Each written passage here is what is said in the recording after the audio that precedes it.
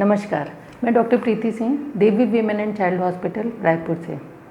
आजकल बहुत कम उम्र में बच्चों को पीरियड्स आ जाते हैं और उससे संबंधित उनको प्रॉब्लम्स होती रहती है, जिससे पेरेंट्स भी परेशान होते हैं और बच्चों का भी पढ़ाई से मन हट जाता है।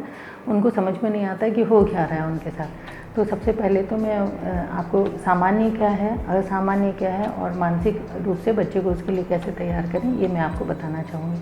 सबसे पहले तो जब पीरियड शुरू होते हैं, बच्चों का सिस्टम यदि 10 साल, 11, 12 साल में अगर आ जा रहे हैं, तो बच्चों का सिस्टम इतना मैच्योर नहीं होता, उनका हार्मोनल सिस्टम इतना मैच्योर नहीं होता है कि वो उसकी वजह से बहुत जो नॉर्मल एक अडल्ट जो बड़ी महिलाओं में जो साइक्लिकल और क्लियर 1 महीने के महीने और 4 दिन आके बंद होना, इस तरह की नहीं हो पाता है। कभी कभी उनको पीरियड बहुत समय तक आता नहीं और आता है तो बहुत लंबे समय तक चलता रहता है। तो ये इस तरह की समस्याएं हो सकती हैं। कभी कभी पेन भी हो सकता है, या फिर कभी शुरू हो गए पीरियड, एक बार शुरू हुआ उसके बाद 6-8 महीने तक पीरियड ही नहीं आता, इस तरह की समस्याएं होती हैं।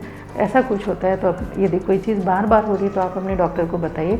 डॉक्टर ये देखेंगे कि ये सामान्य रूप से अगर हो रहा है या ये आपके सिस्टम की वजह से हो रहा है या किसी और कारण से, जैसे आपका डाइट ठीक नहीं है, आप ठीक से आपका भोजन ठीक नहीं है, आपका वज़न कम है या वज़न बहुत ज़्यादा है, या आपकी लाइफस्टाइल ख़राब है, या कोई आपको जेनेटिक डिसीज़ है, आपको थायराइड की प्रॉब्लम है, आपको शुगर की प्रॉब्लम है, जिसकी वजह से ये चीज़ें प्रभावित कर रही हैं। आपको हो सकता है खून जमने की कोई संबंधित कोई समस्या हो या कोई और प्रॉब्लम हो, तो जिसकी वजह से इस तरह की अनियमितताएँ हो जाती हैं, तो डॉक्टर उस चीज़ को डायग्नोस करके आपको उसकी दवाइयाँ देंगे।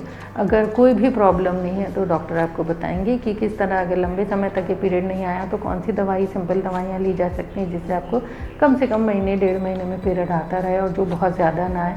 अगर बहुत ज़्यादा पीरियड आपको आता है तो भी आपको बहुत सिंपल दवाइयाँ दी जा सकती हैं जिसको उस समय त्वरित कंट्रोल किया जा सके। और कुछ सोनोग्राफी करवाई जा सकती हैं कि इसकी वजह से, देखिए सोनोग्राफी में एक बहुत ही कुछ सिस्ट हो सकते हैं, कुछ डर्मोइड सिस्ट हो सकते हैं या एंडोमेट्रियोसिस हो सकते हैं, जो इस तरह की प्रॉब्लम्स या फाइब्रॉइड हो सकते हैं। अगर कोई बड़ी प्रॉब्लम है तो उसका इलाज किया जाता है। अदरवाइज़ कम उम्र के बच्चों में, 16 साल तक की उम्र के बच्चों में पीसीओडी की समस्या अक्सर डायग्नोस होती है और जिसको लेके लोग बहुत परेशान होते हैं। लेकिन पीसीओडी कम उम्र के बच्चों में एक सामान्य फाइंडिंग है, क्योंकि उनका सिस्टम मैच्योर नहीं होता, वह उनके लिए नॉर्मल है। डॉक्टर ये देख के डिसाइड करता है कि इनके हार्मोन्स जो हैं वो क्लिनिकली देख के उनको पता लगता है कि उनके हार्मोन्स में अगर कोई गड़बड़ी है तो उसको ठीक करने की दवाई दी जाती है। अदरवाइज़ केवल लाइफस्टाइल ठीक रखना से आपकी ये समस्याओं का बहुत जल्दी समाधान हो जाता है।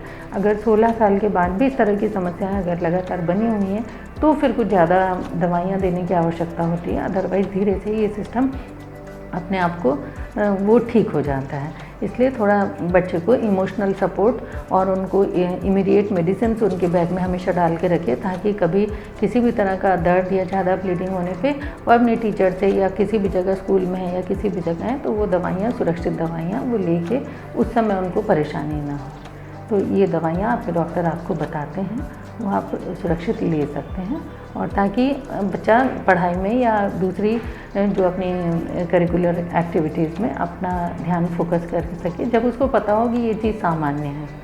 और उसको दूसरी चीज़, हाइट इसके बाद बढ़नी आप बच्चे की कम हो जाती है, तो बच्चे को इस समय अच्छी एक्सरसाइज वगैरह करवाइए, खेलकूद में प्रोत्साहित कीजिए, जिससे उसका शरीर का अच्छा डेवलपमेंट हो सके। धन्यवाद।